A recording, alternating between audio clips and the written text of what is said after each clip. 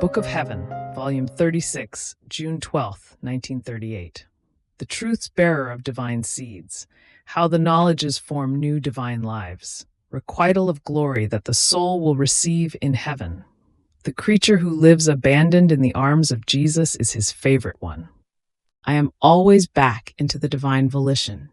Its immensity is such that while I am inside its sea, wanting to embrace all its acts, but since I am not done yet, for it would take centuries, and it would still not be enough to embrace all of its acts, therefore it seems to my littleness that I go back to the divine will while I am actually in it.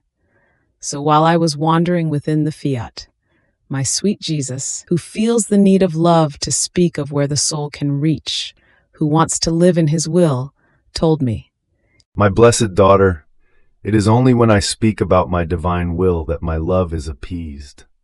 It cools down in its restlessness. It calms down in its delirium. In my word and in the truths which it manifests about my will, it finds sweet rest because it sees itself taking its place in the creatures in order to be loved back, and my will forming its life in them. It is necessary to manifest the qualities and the goods contained in my will in order to attract, enchant, and captivate the creatures to live in it. Otherwise, they won't move. Now you must know that each knowledge I manifest and each act done in my volition, with the cortege of the knowledge I have manifested, is a divine seed that the soul acquires. This seed will produce new divine science, and oh, how well will she be able to speak of the language of her Creator. Each truth will be a new celestial language which will have the virtue of making itself understood by those who listen to it and want to receive this divine seed. This seed will produce new life of sanctity, new love, new goodness, new joys and happiness. This seed of my truths will be as many divine properties that the soul will acquire. Now the glory we receive when the soul operates in our will is such that we communicate it to all the blessed. You must know that as many are the divine seeds which the soul acquires by virtue of the knowledges on my fiat, so many more degrees of our knowledge and glory will we extend to her when, having finished her life down here, she will come to our celestial fatherland. To each knowledge acquired on earth will correspond a twofold knowledge of our supreme being in our celestial dwelling, and to each divine seed she has received, a degree of glory, of joy, and of happiness. Hence the happiness, the joy, and the glory of the blessed will be in proportion to how much they have known us. This is how it is between us and the blessed. Imagine a man who has not studied the different languages. In hearing them being spoken, he will not understand a thing. Not only this, but they will not be able to employ him in a position of teacher, to teach the various languages so that he can earn a higher salary. Therefore, he will have to content himself with teaching the little he knows and earn little money. The same with us. If creatures do not know us on earth, they won't make enough room in their souls to be able to receive all our joys and happinesses.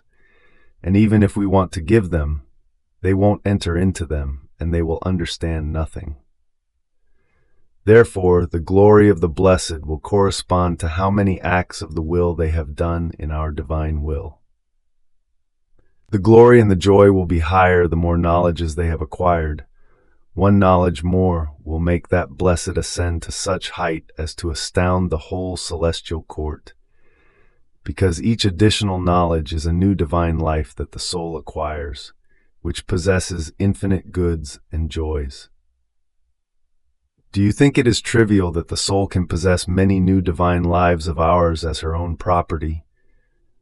And what will we not give of joy, happiness, and love in return for these, our new divine lives, which she possesses as her own property?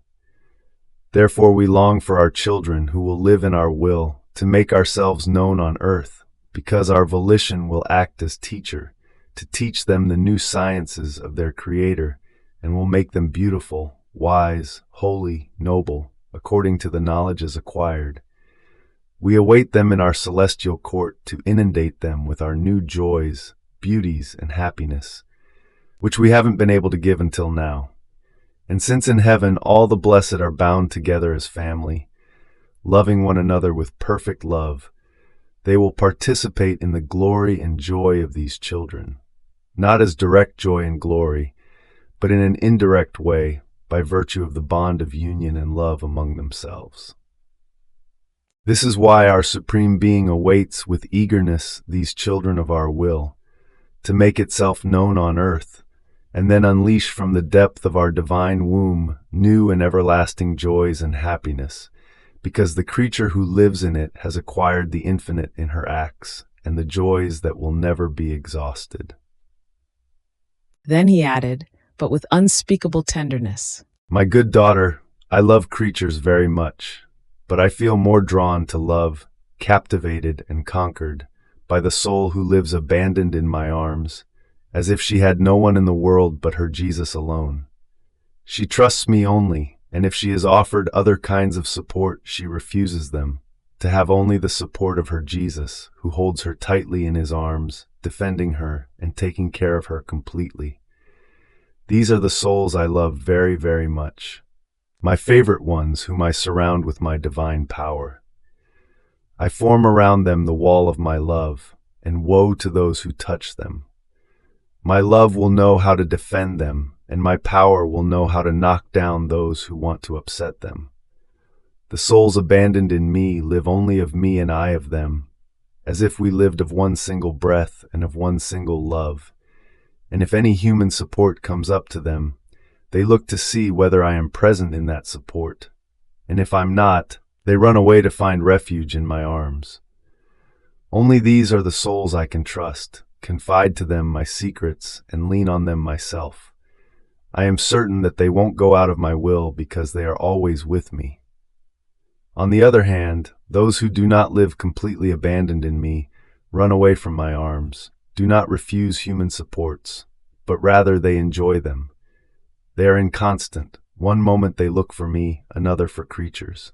They are forced to feel the disillusion from creatures, which opens deep gashes in their souls.